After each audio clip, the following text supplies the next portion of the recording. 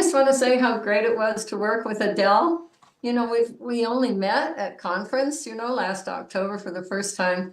It's so fun to see everybody in Hollywood Squares, but so much funner if you can actually hug people. We got to do that and share a few laughs. And we actually worked kind of hard to make sure that this was perfect for you guys tonight. So I don't, it's called Atomic Habits, right? So I seem to have a habit of volunteering for this kind of stuff. Adele, you started it, and then I waited around to see if somebody else would say, yeah, sure, I'll volunteer. Nobody did, so we did this together, and we hope you enjoy what we came up with. We had fun. So bear with us because we did this in a PowerPoint. So we haven't done one of these in a while. Okay. So we're gonna alternate. Adele's gonna go first, and then I'll go, and then she'll go, and then I'll end it up. All righty. Atomic Habits. This is a fabulous book, and both Sunshine and I have talked about it. We've really enjoyed what we've read, and we enjoyed putting this together for y'all. I'm going to do parts of it, and then Sunshine is going to do it, just like she mentioned.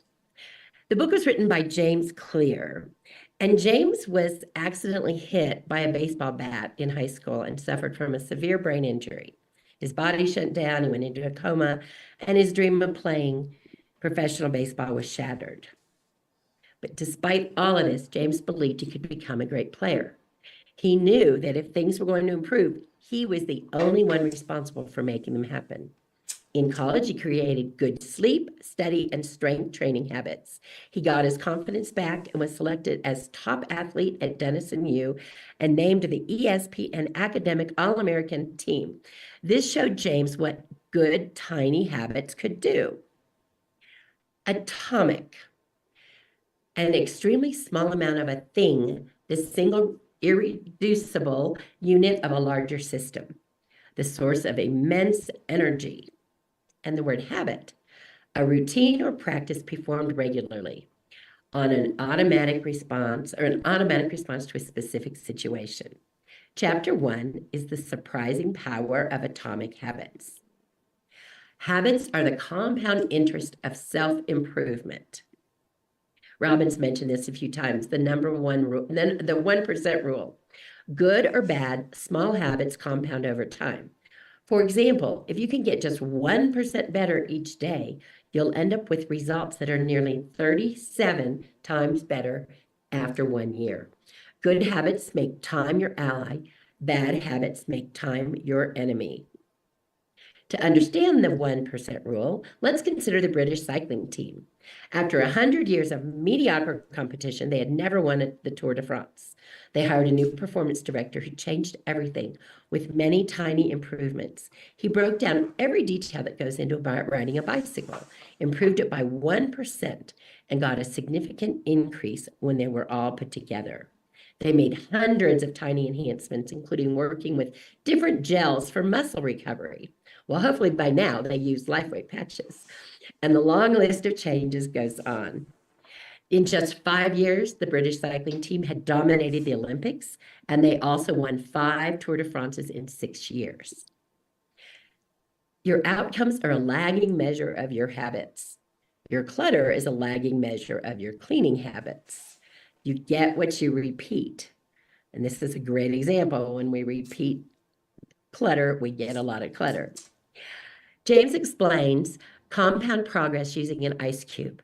Imagine you have an ice cube sitting on the table in front of you. The room is cold and you can see your breath. It's 25 degrees. Ever so slowly, the room begins to heat up. 26, 27, 29. The ice cube is still sitting on the table in front of you. Brr, 30 degrees, 31, still nothing happens. And 32 degrees and the ice begins to melt. 1 degree shift, and it has unlocked a huge change.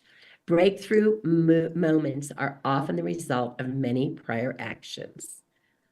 Bamboo can barely be seen for the first 5 years as it builds extensive root system underground before exploding 90 feet into the sky within 6 weeks. The hallmark of any compounding process, the most powerful outcomes are delayed. If you find yourself struggling to build a good habit, or break a bad one, it's not because you've lost your ability to improve. It's often because you haven't crossed what James calls the plateau of latent potential. When you finally do break through the plateau, people will call you an overnight success. Mastery requires patience. Goals are about the results you want to achieve. Systems are about the processes that lead to those results. Forget about the goals and focus on the systems instead. It wasn't the goal of winning the Tour de France that propelled the British cyclist to the top of the sport. The goal had always been there. It was only when they implemented a system of small improvements that they achieved a different outcome. The systems of atomic habits are the building blocks of remarkable results. Focus on the overall system rather than one single goal. Atomic refers to a tiny change, little habits that are part of a larger system. Habits are like the atoms of our lives. They are both small and mighty. Sunshower, if you'll please take it to the chapter 2. It's such an atomic book. Can you imagine having a book that's been on Amazon and got every kind of award that Amazon even gives for this just this one book? And how many copies? It says it says 10 million copies sold, but I think it's even more now. It's an excellent book. So let's see what happens if I share screen now. Hang on, you guys. Here we go. Aha. Can you see it? Yes. Okay. So I'm doing chapters 2 and 3 right now. And chapter 2 is all about how your habits shape your identity and vice versa. So see that like target-like looking thing? So in this case, it's talking about outcomes are the things that you get. Processes are the things you do. And identity is what you believe. Sunshine, I think you need to shrink it in your screen because we can only see part of the screen. Oh, I don't know how to fix that. Okay. I really don't know how to fix that, you guys. Okay. I see it all. Gregory, is it? Oh, really? Okay. But I mean, Oh, there. I It was my bad. I got it. Oh, okay, goody. good. Oh, goody. Okay. So just to take that, what we were just saying a little bit further and look at it from a bit of a different perspective. If you look at the outcome-based habits, they're starting in your external world, and then you're progressing towards yourself. But if you create identity-based habits, you're starting from your own belief systems and working outwards. Works a whole lot better, it turns out. So how about an identity change then? So how about this? The goal is not just to like read a book, it's to become a reader. And the goal is not to run a marathon, it's to become an athlete. Gotta own it, you guys. The goal is not to learn an instrument, the goal is to become a musician. So there's such a thing that James calls cognitive slumber. So people say things like, oh, I'm terrible at directions. I'm not much of a reader. I'm bad at remembering names. Well, hey, what? Guess what? Wake up. Each time you write a page, you're a writer. Each time you practice your guitar, you're a musician. And each time you start a workout, you're an athlete. So the real reason habits matter is that habits can change your beliefs about yourself. So rather than focusing on what you want to achieve, like the chick on the left side there, focus on who you wish to become. I don't know if you recognize that, but I did that caricature of Kate Middleton a whole bunch of years ago. Okay, so chapter 3.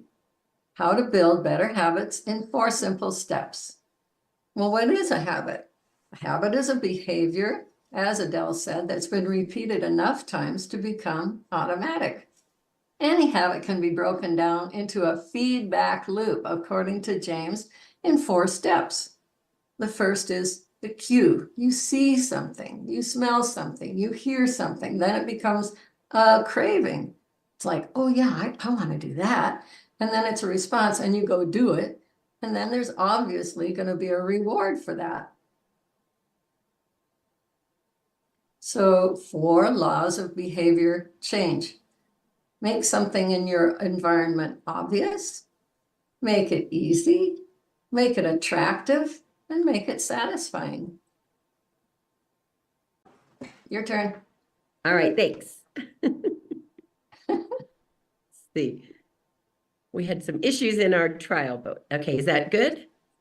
Looks good for me. All righty. The first law is make it obvious. The man who didn't look right. James shares a story of a woman who attended a family gathering. She'd spent years working as a paramedic and upon arriving, took one look at her father-in-law and got very concerned. She insisted he go to the ER, where he was immediately operated on for a blockage of a major artery. What did the paramedic see? When major arteries are obstructed, there's a change in the pattern of distribution of blood in the face.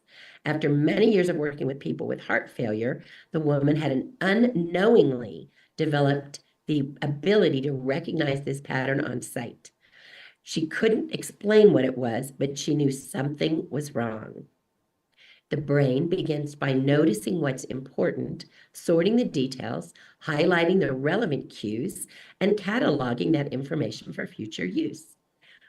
With enough practice, your brain automatically encodes the lessons learned through experience. Your ability to notice the relevant cues in a given situation is the foundation for every habit you have. Consider hunger. How do you know when you're hungry? You don't have to see an apple on the counter to realize it's time to eat. Suddenly you're hungry, even though you're not sure what tipped you off. Does your mouth start salivating at the sight of this food? Could it be triggering hunger and the desire to eat? You don't need to be aware of the cue for a habit to begin. And one of the most surprising insights about your habits is that you don't need to be aware of that cue. It's all subliminal or unconscious. The Japanese railway system is regarded as one of the best in the world, and the conductors have an odd habit. As they run the train, they have an odd ritual of pointing it at different objects and calling out commands. When the train approaches a signal, the operator points and says, "Signal is green," or throughout the ride points at a speedometer and calls out the exact speed. This is called pointing and calling, a safety system designed to reduce mistakes. It may seem silly, but it works incredibly well, reduces errors by up to 85%. Pointing and calling raises the level of awareness from a non-conscious habit to a more conscious level, because the train operators must use their eyes, hands, mouths, and ears. They are more likely to notice problems before something goes wrong. Behavior change starts with awareness. Once our habits become automatic, we stop paying attention to what we are doing. Habit scorecards, they help you become more aware of your behavior. This is a little hard to see, but basically the months are across the top and you just circle the one that you're in. And then there's 31 columns plus the habit. You just list your columns on the left side, and every day, like on the 8th today, Sunshine and I both ticked off the things that we had done and will do by the end of the night. This habit tracker is brilliant, and it's so simple. You just list the habits you want to create and mark them off. And I personally like to total them each day for a little bit of self-competition. Chapter 5, the best way to start a new habit is the first law of behavior change is making it obvious. Many people think they lack motivation when what they really lack is clarity. James points out how it's important to make plans beforehand about when and where we will take action. How do you intend to implement a particular habit? Cues can trigger habits such as the feel of a phone buzzing in your pocket, the smell of chocolate cookies, the sound of an ambulance siren, but the most two common cues are time and location. The implementation intention formula is I will behave a behavior at time and location. I will meditate for 15 minutes at 7 a.m. in my living room. Once an implementation intention has been set, you don't have to wait for inspiration to strike. You simply follow your predetermined plan. I will drink water every time I put on my patches after brushing my teeth in the bathroom.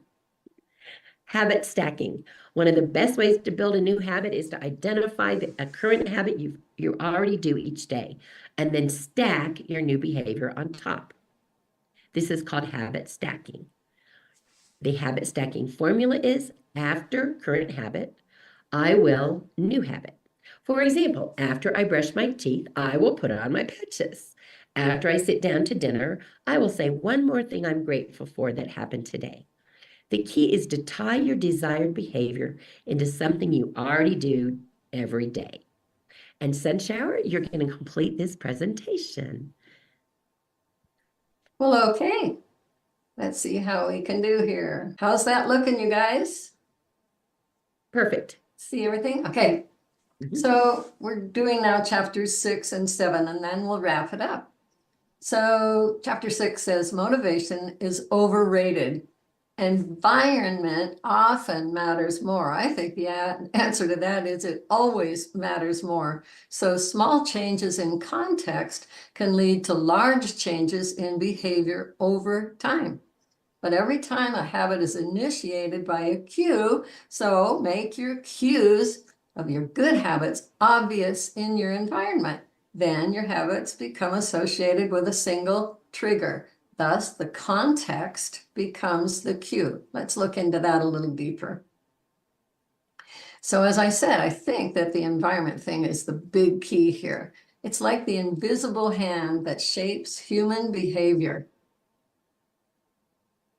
So simple environmental changes. So something like, hey, if you want to drink more water, then how about putting some glasses of water in common places in your home or your office? Various rooms, different glasses of water. Hey, let's drink to that one. To your health. Or if you want to play your guitar more frequently, take it out of the closet and put the guitar stand, at least the guitar stand, in the middle of your living room. And then on to chapter 7, the secret to self-control, how to eliminate a bad habit. Guess what? Remove the cues from your environment. See what the arrow's pointing to here? Kind of hard to see, but it's a cell phone. Maybe it's good to remove your cell phone from the room you're working in for a few hours. So just kind of wrap it up here.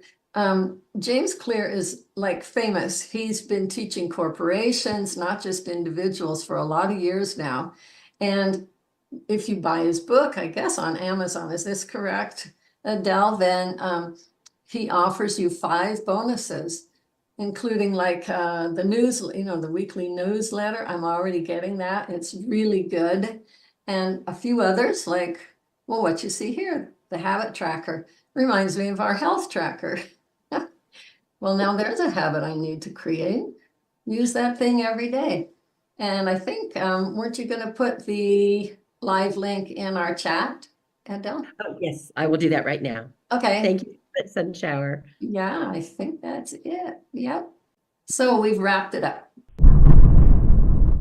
Oh my, what a wonderful job. That is beautiful. Nice slides, nice presentation, and the content. Oh my gosh, now I understand the atomic habit. Thanks for pulling so many loose pieces together. It became so much more clear. Thank you, Mr. James Clear. Indeed. We used that word a lot while we were preparing for this presentation. Now, how can we make this clearer? Clearer. Yeah.